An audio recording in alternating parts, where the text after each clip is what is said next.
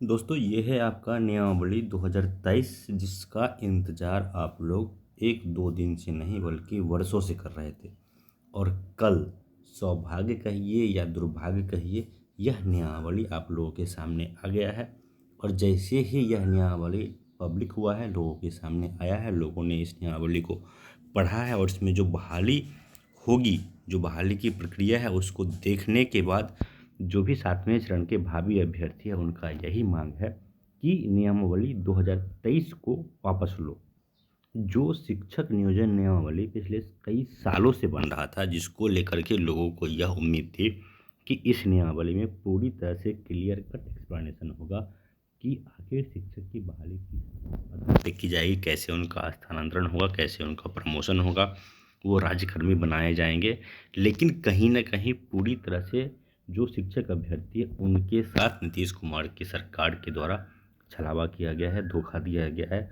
और सबसे बड़ा धोखा किया गया है 7वें चरण के अभ्यर्थियों के साथ, उसमें भी खास करके एसटीईटी की अगर हम लोग बात करें तो जो लोग मेरिट में हैं उनके साथ पूरी तरह से धोखाधड़ी किया गया है। अगर बात करें इस नियमावली की, तो सरकार का जो दायित्व होता है वो होता है किसी तरह से बहाली प्रक्रिया को शुरू किया जाए। लेकिन जो बिहार सरकार है उसने यह नियमावली जारी किया है फिर से बहाली को फंसाने के लिए। अगर मैं आपको सच्चाई बताऊं तो यह जो नियमावली लाई गई है, अगर इसके आधार पे बहाली अब आगे बढ़ती है तो भी बहाली को कंप्लीट होने में अगर कम से कम समय लगेगा तो 5 साल से कम में ये बहाली कंप्लीट नहीं होने जा रही। आप लोग को याद है कि 2019 में पहली बार एसटीईटी का फॉर्म आया था और 2023 अभी लगभग आधा खत्म होने को है। यानी कि 4 साल के बाद सरकार को याद आया कि नहीं, अब हमें अलग तरीके से शिक्षक बहाली करनी है। और वो बहाली भी इस तरह से शुरू की जाएगी, इस तरह से नियमावली बनाया गया है जिसमें जानबूझकर हजारों पेज छोड़ा गया है, जिसपे लोग केस करेंगे, आंदोलन करेंगे। और आप लोग सोच के देखिए कि बीपीएससी के थ्रू जो बहाली कराई जा रही है, बीपीएससी को यह एग्ज़ाम लेने में और जो अभ्यर्थी पास होंगे उनका अनुमोदन करने में कितना कॉम्प्लिकेटेड एक प्रोसेस होगा कि ये कंप्लीट होते होते कई वर्ष निकल जाएंगे। तो वो बहाली कब तक हो पाएगी ये भी कहना, मैंने जो 5 साल का डेडलाइन दिया है ये भी मुझे लग रहा है कि 5 साल के अंदर भी अगर ये बहाली हो जाए तो भी बहुत बड़ी सौभाग्य की बात कही है। क्यों? क्योंकि बीपीएससी के तरफ से जो भी एग्ज़ाम लिया गया है, आप लोगों ने देखा है कि अभी से पहले भी जो एग्ज़ाम लिया गया, तो एक भी एग्ज़ाम बीपीएससी का ऐसा नहीं होता है जो साफ सुथरा हो, जिस पे उंगली नहीं उठता हो। और जब शिक्षक बहाली का एग्ज़ाम कराया जाएगा तो ऑब्वियस सी बात है, इसका सिलेबस डिसाइड करना, उस पे केस होगा। उसके बाद जब एग्ज़ाम आएगा, फॉर्म भराएगा, उस पे केस होगा। एग्ज़ाम होने के बाद एग्ज़ाम कैंसिल होता है।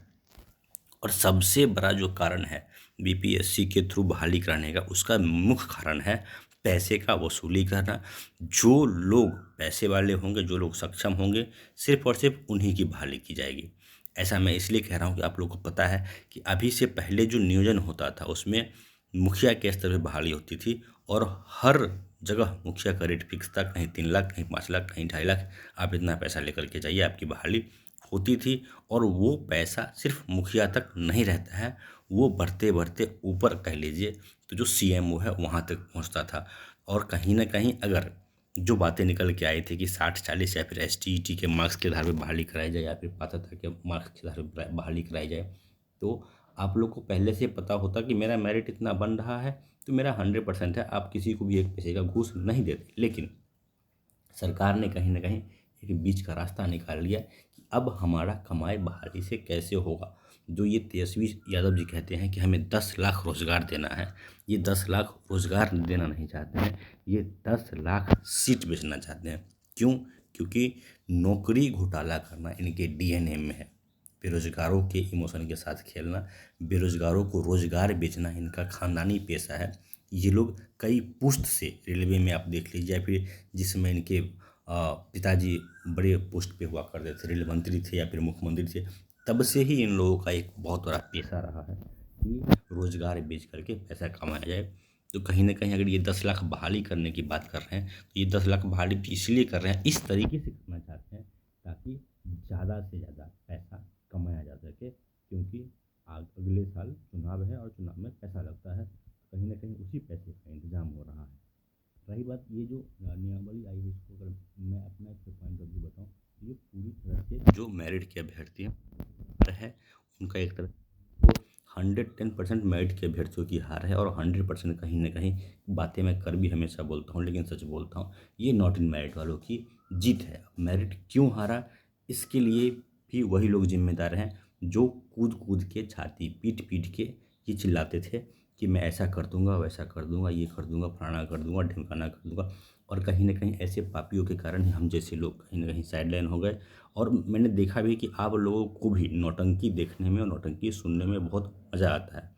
कोई एक इंसान जो जॉब करता है कहीं 200 किलोमीटर दूर, एक दिन गया कहीं से सचिवालय में फ़ोटो खिंचा के आ गया, और वो बैठ के आपको लाइव कुछ भी फलाना ढिमकाना देख रहे हैं, बोले जा रहा है आप, और आप लोग हज़ारों की संख्या में उसकी बातों को सुनते भी हैं, फॉलो भी करते हैं। तो मैंने भी सोचा चलिए आपको ऐसे लोग ही मुबारक हो, आप लोगों को ऐसे लोग ही पसंद पड़ते हैं, तो ऐसे लोगों की ही बात आप लोग सुनिए, क्योंकि सच सुनने की हिम्मत, सच सुनने का औकात हर किसी का नहीं होता है। और मैं हमेशा सच बोलता हूँ। कहीं न कहीं यही कारण है कि हमारे जैसे लोग साइडलाइन हो गए। आप देख सकते हैं कि जब भी कोई बड़ा अपडेट आया है 7वें चरण की शिक्षक बहाली में, कहीं से भी ये जो लोग 200 किलोमीटर दूर से अपडेट देते हैं, या फिर जो छाती पीटू गैंग के जो भी सरगना है, यूट्यूब पे बैठ के छाती पीटते हैं, मुझे ये बात समझ में नहीं आता है कि इन लोगों का हर चीज़ यूट्यूब पे ही होता है। आंदोलन भी यूट्यूब पे ही हो जाता है, चंदा चोरी भी यूट्यूब से ही हो जा रहा है, केस भी ये लोग यूट्यूब से ही कर रहे हैं। तो कहीं न कहीं जो भी मेरिट के नाम पे आगे कूद रहे थे, डांस कर रहे थे, नाच रहे थे, उछल कूद रहे थे बंदर के जैसे, इन्हीं बंदरों ने आप लोगों को डुबाया है। और आज मुझे ये कहते हुए 1% भी संकोच नहीं है कि मेरिट 200% आज हार चुका है, और ये हारा नहीं है, इसको हराया गया है। मेरिट बना हुआ मेरिट कहीं न कहीं सरकार ने नज़रअंदाज कर दिया है। तो इसके पीछे सिर्फ़ और सिर्फ़ मेरे हिसाब से 2 लोग हैं।